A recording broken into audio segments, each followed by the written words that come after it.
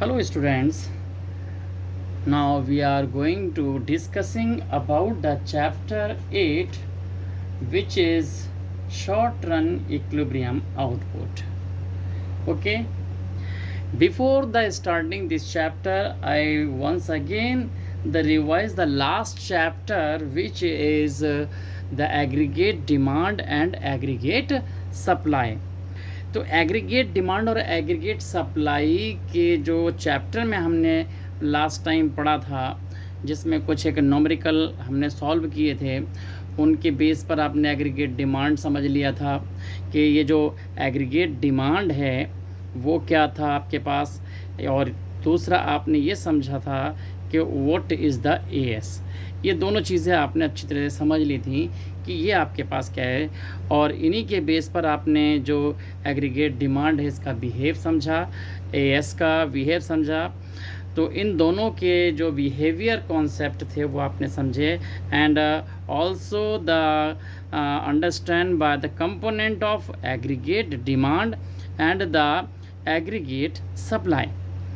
और फिर आपने इनके बेस पर आपने जो कंजम्पशंस फंक्शन था वो आपने समझा, एल्जेब्रिक कंजम्पशन फंक्शन समझा, और दूसरा आपने जो सेविंग फंक्शन था उसे समझा, और जो दूसरे जो कॉन्सेप्ट थे जिसमें आपके पास एवरेज प्रोपेंसिटी टू कंज्यूम, जिसमें हमने एपीसी कहा था, आपका एपीएस कहा था, and then MPC, and then आपके पास एमपीएस, ये सब चीज़ें आपने पढ़ी थी। इनके अलावा आपने रेगुलर जो आपने पढ़ा जिसमें एल्जेब्रिक कंजम्पशन फंक्शन और सेविंग कंजम्पशन फंक्शन थे। तो लेकिन आज जो हम चैप्टर जो शुरू कर रहे हैं वो है चैप्टर नंबर 8। और ये चैप्टर नंबर 8 क्या है? चैप्टर नंबर 8 है आपका इक्विलिब्रियम आउटपुट, या हम इसको पूरा कहें तो ये आपके पास आ जाता है शॉर्ट रन, क्या बोलेंगे, शॉर्ट रन इक्विलिब्रियम। क्या होगा? इक्विलिब्रियम। अगर हम इसकी बात करें, इक्विलिब्रियम की बात करते हैं तो ये इक्विलिब्रियम। ओके, तो शॉर्ट रन इक्विलिब्रियम आउटपुट। और ये आपको मालूम है कि ये जो आउटपुट है वो आपके पास क्या है। आउटपुट का मीन आपके पास क्या रहता है? ये जो हमारे पास एएस हमने जो लास्ट चैप्टर में अभी पढ़ा था, इंडिकेट किया था, ये हमारे पास क्या है। तो ये जो आउटपुट का मतलब है कि कंट्री के अंदर जितना भी प्रोडक्शन हो रहा है, जो अकाउंटिंग ईयर में हमने आपको एक्सप्लेन किया था कि ये आपके पास क्या था, एग्रीगेट डिमांड का भी और एग्रीगेट सप्लाई का। Aggregate demand, it is a demand for all goods and services during the accounting year for a country. Okay, इसी तरह से हमने आपको एएस एक्सप्लेन किया था कि as refer the total production of the country during the accounting year. तो ये हमारे पास क्या होता है, टोटल गुड्स एंड जो सर्विसेज हमारे पास प्रोड्यूस हुई हैं कंट्री में, हम उसकी बात करते हैं। ओके, और चैप्टर 8 में हमारे पास क्या जाता है, शॉर्ट रन इक्विलिब्रियम आउटपुट। तो सबसे पहले आपके पास यहाँ पर आता है कॉन्सेप्ट ऑफ शॉर्ट रन। तो यहाँ पर आपके पास लिखेंगे कॉन्सेप्ट ऑफ शॉर्ट रन। ये जो हमारे पास कॉन्सेप्ट ऑफ शॉर्ट रन है, ये आपके पास क्या है, तो इसे आप समझेंगे। देखिए, शॉर्ट रन का मीन आप ऐसे समझ लीजिए कि किसी भी कंट्री के अंदर जो प्रोडक्शन हो रहा है, तो कंट्री के प्रोडक्शन को वेरीज करने का जो फैक्टर है वो आपके पास मेन क्या होता है। तो जो फैक्टर आपके पास आउटपुट को कम या बढ़ करने का, जो आप कह सकते हैं कि ये जो आउटपुट किस पर डिपेंड रहता है, ये हमारे पास रहता है कंट्री में जो लेवल ऑफ जो आपके पास एम्प्लॉयमेंट है उस पर ये डिपेंड रहता है। तो लेवल ऑफ एम्प्लॉयमेंट का मीन कि कंट्री में कितने लोग जो हैं वो एम्प्लॉयमेंट कर रहे हैं। देखिए, कांस्टेंट हमारे पास क्या चीज़ रहती है यहाँ पर, जो टेक्नोलॉजी है। अगर हम बात करें शॉर्ट रन में, तो टेक्नोलॉजी हमेशा कांस्टेंट रहती है। यहाँ पर टेक्नोलॉजी कोई वेरिएशन नहीं करती है, कि टेक्नोलॉजी का कोई रोल नहीं है। अगर हम यहाँ पर देखें कि ये जो शॉर्ट रन है, अगर हम शॉर्ट रन में जो टेक्नोलॉजी, अगर हम टेक्नोलॉजी की हम बात करते हैं तो टेक्नोलॉजी जो हमारे पास है वो क्या होती है, वो होती है कांस्टेंट।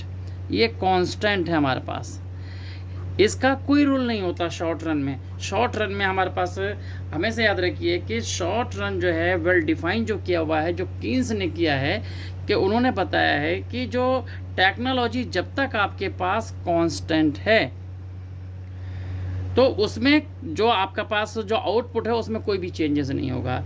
चेंज कब होगा, जब आपका जो लेवल ऑफ एम्प्लॉयमेंट है अगर वो आपका घटता है या बढ़ता है, तब हमारे पास जो प्रोडक्शन है या हम बात कहें आउटपुट है वो आपके पास कम या ज़्यादा हो पाता है। तो यहाँ हमेशा याद रखिए कि जो कीन्स हैं, कीन्स ने अपनी डेफिनेशन में बिल्कुल साफ किया हुआ है कि शॉर्ट रन जो है वो पीरियड है जिस पीरियड में जो टेक्नोलॉजी है वो क्या होती है, कांस्टेंट रहती है, उसमें कोई चेंजेस नहीं होते हैं। अगर चेंजेस होते हैं तो फिर वो हमारे पास शॉर्ट रन नहीं होता।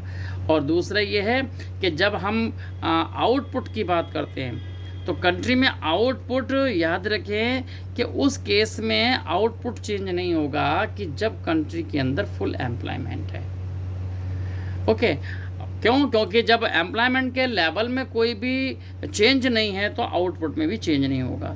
तो ये आपको याद रखना है। तो शॉर्ट रन क्या है, ये short run is a period where the technology remain constant. Okay, only the change in employment responsible for the change in output। तो आउटपुट जो है वो केवल किस पर चेंज है, जो आपका एम्प्लॉयमेंट का लेवल है उस पर चेंज होगा, तभी हमारे पास ये रहता है। तो हमेशा हमें आपको याद रखना होता है कि जो कंट्री में जो आउटपुट होगा वो लेवल ऑफ एम्प्लॉयमेंट पर ही डिपेंड रहता है। यहाँ पर जो टेक्नोलॉजी है वो कांस्टेंट है। ओके, तो ये आपको समझ में आया। और कीज ने बहुत अच्छी तरह से बताया है कि जो कंट्री में जो आउटपुट है, जो कंट्री में जिसकी हम बात करते हैं आउटपुट की, तो आउटपुट जो है वो हमेशा क्या होता है, कंट्री के अंदर एम्प्लॉयमेंट के जो रिलेशनशिप है उनको ये डिफाइन करता है। तो आउटपुट जो है it is a relationship in a country between the technology and level of employment. तो employment is a main factor. जो टेक्नोलॉजी है उसको एज्यूम जो हमारे पास है कांस्टेंट ले लिया जाता है, और टेक्नोलॉजी जो है वो इंक्रीज या डिक्रीज होता है। और जो फुल एम्प्लॉयमेंट है, फुल एम्प्लॉयमेंट पर अगर जो आउटपुट है वो कभी चेंज नहीं होगा। याद रखना है, आउटपुट चेंज कब होगा, वो होगा ड्यू टू, अगर हम यहाँ पर लिख देते हैं कि due to change in level of employment. केवल ये एम्प्लॉयमेंट पर ही चेंज होता है अगर हम एम्प्लॉयमेंट की बात करते हैं तो। और जो आपके पास आउटपुट है वो कभी भी नो चेंज, कहाँ, ये बिल्कुल भी चेंज नहीं होता है। नो चेंज, कहाँ चेंज नहीं होगा, नो, आउटपुट जो है वो भी कभी भी चेंज नहीं होता है। No change in full employment, full employment, ये आपको याद रखना है। अगर किसी भी कंट्री में फुल एम्प्लॉयमेंट की कंडीशन है तो उस कंडीशन में हमारे पास जो आउटपुट का लेवल है वो चेंज नहीं होता है। तो चेंज जो है हमारे पास आउटपुट तभी होगा जब हमारे पास जो ये एम्प्लॉयमेंट का लेवल है वो आपके पास चेंज हो जाता है। Due to change in level of output, तो चेंज इन आउटपुट याद रखिए। यहाँ पर हम इसको यहाँ लिख देखते हैं, चेंज इन आउटपुट केवल किसके वजह से, जो एम्प्लॉयमेंट है उसके वजह से।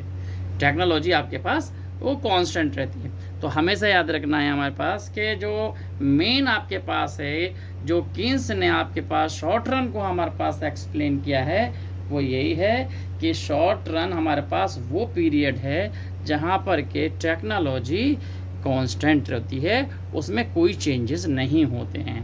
अब यहाँ पर बात आती है कि इक्विलिब्रियम ऑफ आउटपुट की, कि शॉर्ट रन में जो इक्विलिब्रियम है वो कैसे हमारे पास रहता है। तो उसके लिए आपको क्या करना पड़ेगा, यहाँ पर आपको हम यहाँ लिख देते हैं कि ये दूसरा जो हमारे पास पॉइंट है जिसे हम लिखते हैं कि कॉन्सेप्ट ऑफ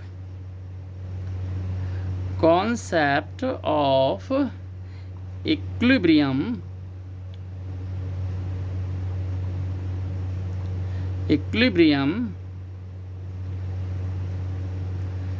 आउटपुट।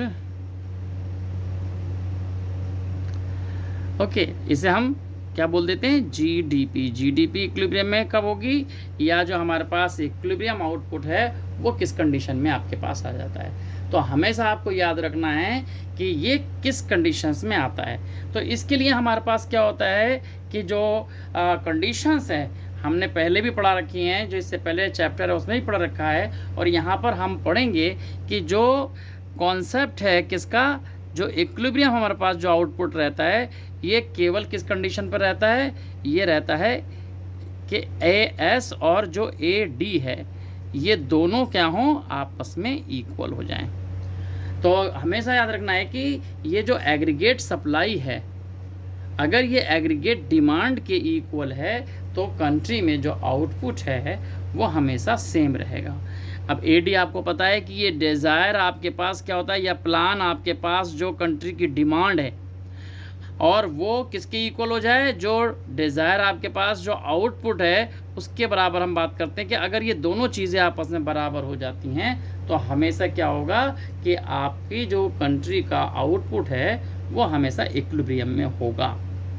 तो AS और AD जब दोनों इक्वल हो जाएं तब आपके पास ये कंडीशन आ जाती है कि when the AS and AD both are the equal in a country, तो then that condition is define as a equilibrium output. तो कंट्री का आउटपुट जो है वो बराबर रहेगा। अब इसमें जो AS और AD है इसी के बेस पर हम बात करते हैं कि अगर ये जो हमारे पास AS है और AD है, जो हमने बात की किसकी, डिज़ायर की या प्लान की बात कीजिए, तो हम प्लान की हम बात करते हैं तो ये जो हमारे पास है जिसको हम बोलते हैं एग्रीगेट सप्लाई हम बोलते हैं, तो ये क्या होगा, इसको हम जब डिज़ायर की बात करते हैं तो इसे X एंड AS बोल देते हैं। ये हमारे पास क्या कहलाता है, जो डिज़ायर जो है हमारे पास सप्लाई है, इस सप्लाई को हम क्या बोलते हैं, X एंड AS। ये हमारे पास क्या हो जाएगा, इसको हम यहाँ लिख देते हैं कि X जो हमारे पास क्या है ये, एंड जो हमारे पास क्या है AS, ये इसे को हम इस तरह से बोल देते हैं। और दूसरा हमारे पास जो हमारे पास क्या है, ये जो AD की हम बात करते हैं तो AD भी इसी तरह से कहलाता है कि ये जो हमारे पास X एंड AD, आप ऐसे समझ लीजिए ये दोनों, और ये X एंड जो डिफाइन करते हैं वो डिज़ायर को या प्लान को डिफाइन करते हैं कि अगर कंट्री में जो प्लान आपके पास सप्लाई है या प्लान आउटपुट है वो, और प्लान जो आपके पास जो एग्रीगेट है डिमांड है, एग्रीगेट डिमांड अगर दोनों इक्वल हो जाती हैं तो वो हमारे पास इक्विलिब्रियम का कॉन्सेप्ट आपके पास आ जाता है। तो हमेशा आपको याद रखना है कि इक्विलिब्रियम की कंडीशन ही ये हमारे पास आती है। ओके, तो कंट्री में जो अगर इक्विलिब्रियम के कॉन्सेप्ट की हम बात करते हैं तो वो यही आपके पास आता है कि it is a situation when aggregate demand and aggregate supply both are equal in country. Okay, अब इसी में आपके पास हम दो आपके पास टर्म आपके पास आते हैं। इसमें हम बात करते हैं किस की, एक्स एंड सेविंग की और एक्स एंड जो हमारे पास इन्वेस्टमेंट है इनकी बात करते हैं। तो हमारे पास जो कुछ एक टर्म्स हैं, इनमें पहला जो टर्म्स आपके पास आता है वो आता है एक्स एंड सेविंग। ये हमारे पास एक्स एंड जो सेविंग है वो हमारे पास क्या है, यह आपको समझनी पड़ेगी। ओके, तो ये एक्स एंड जैसे ऊपर हमारे पास सप्लाई में और एग्रीगेट डिमांड में हमारे पास एक्स एंड था, वैसे ही यहाँ पर भी है कि एक्स एंड का मीन है डिज़ायर या प्लान्ड सेविंग। कंट्री के अंदर जो लोग हैं, अगर कंट्री के लोग जितनी भी सेविंग चाहते हैं ड्यूरिंग द अकाउंटिंग ईयर, अगर वो सेविंग उनको मिल जाती है, या हम कह सकते हैं कि वो हमारे पास एक्स एंड सेविंग कहलाती है। एक्स एंड सेविंग का मतलब केवल डिज़ायर, डिज़ायर का मतलब है जो उन्होंने प्लान किया है। अगर मान लीजिए कि अगर उन्होंने 5,000 करोड़ का किया है तो 5,000 करोड़ रुपए, मान लीजिए कि ये सेविंग उन्होंने अगर 5,000 करोड़ की हमारे पास कर रखी है, तो ये हमारे पास क्या है, उन्होंने पहले से किया हुआ है, तो ये हमारे पास क्या है, एक्स एंड सेविंग है। अब इसी में हमारे पास एक जो टर्म आता है जिसे हम बोलते हैं, जिसे जो क्या कहलाता है, एक्स पोस्ट सेविंग। अगर हम यहीं पर एक बात कहें कि एक्स पोस्ट जो सेविंग है वो आपके पास क्या है, यहीं आपको ये समझ में आ जाएगा कि एक्स पोस्ट सेविंग हमारे पास क्या है।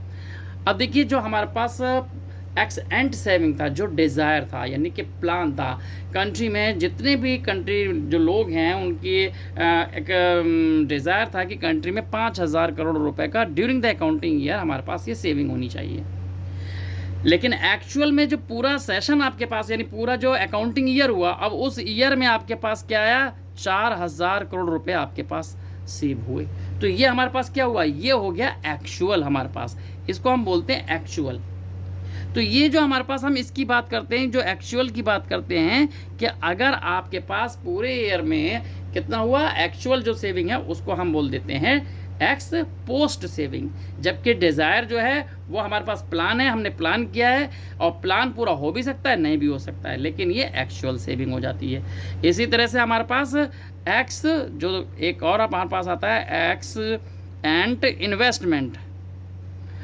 क्या होता है, इन्वेस्टमेंट।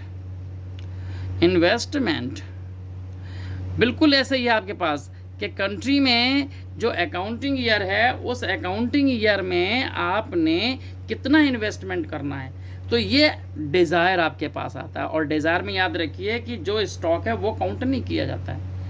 ओके, वो जो इन्वेंट्री हमारे पास स्टॉक है वो इसमें इंक्लूड नहीं किया जाएगा। जितना भी स्टॉक होता है कंट्री में जो हमारे पास बचा हुआ है, उसे हम कभी भी इसमें इंक्लूड नहीं करते हैं। ओके, तो इसमें केवल हमारे पास क्या होता है, जो हमारा डिज़ायर है, जो हम चाहते हैं, वो हमारे पास इन्वेस्टमेंट होना चाहिए। अगर हमने मान लिया कि कंट्री में, मान लीजिए थोड़ी देर के लिए कि हम यहाँ पर बात करते हैं कि 500 लाख करोड़ का हमारे पास क्या होना चाहिए, इन्वेस्टमेंट होना चाहिए। ये हमारे पास एक्स जो हमने पूरे सेशन के लिए बनाया हुआ है। इसी को अब दूसरे टर्म में हम बात करें, अगर एक्स पोस्ट की बात करते हैं कि एक्स पोस्ट जो हमारे पास इन्वेस्टमेंट है वो क्या है, तो एक्स पोस्ट इन्वेस्टमेंट का मीन फिर वही आपके पास आता है कि जो हमने प्लान किया हुआ है पूरे ड्यूरिंग जो हमारा जो अकाउंटिंग ईयर है, अगर उसके अंदर ये 500 लाख करोड़ रुपए ना होकर एक्चुअल में कितना है, अगर मान लीजिए कि एक्चुअल में 450 लाख करोड़ रुपया आपके पास ये इन्वेस्टमेंट आया, तो ये जो एक्चुअल हमारे पास आया इसको हम बोल देंगे एक्स पोस्ट इन्वेस्टमेंट। तो ये आपको आज जो टर्म हमने आपको बताया, तो ये आपको अच्छी तरह समझ में आ गया कि जो एक्स एंड जो हमारे पास इन्वेस्टमेंट है ये प्लान्ड होता है, डिज़ायर होता है, जबकि एक्स पोस्ट जो हमारे पास इन्वेस्टमेंट है वो एक्चुअल होता है। कि अगर हमने 500 लाख करोड़ रुपए की हमारी इच्छा थी, डिज़ायर था, हमारा प्लान था, लेकिन जब हमने पूरे सेशन में किया, पूरे अकाउंटिंग ईयर में किया, तो वो 450 का हुआ, तो ये एक्चुअल है। आपके पास याद रखिए, इसमें डिज़ायर जो हमारे पास डिज़ायर में और इसमें यानी एक्स एंड में डिज़ायर होता है, और इसमें ये डिज़ायर की बात नहीं, इसमें एक्चुअल होता है। एक्चुअल का मतलब अगर स्टॉक नहीं है या स्टॉक भी आ गया है तो वो इसके अंदर ऐड हो जाता है। ओके, उसमें हम इसको लेते हैं। तो ये आपके पास आपको समझ में आया। ओके, तो बाकी जो हमारे पास टर्म्स हैं, इसके डिटर्मिनेशन है, वो हम नेक्स्ट वीडियो में करेंगे। Okay, thank you.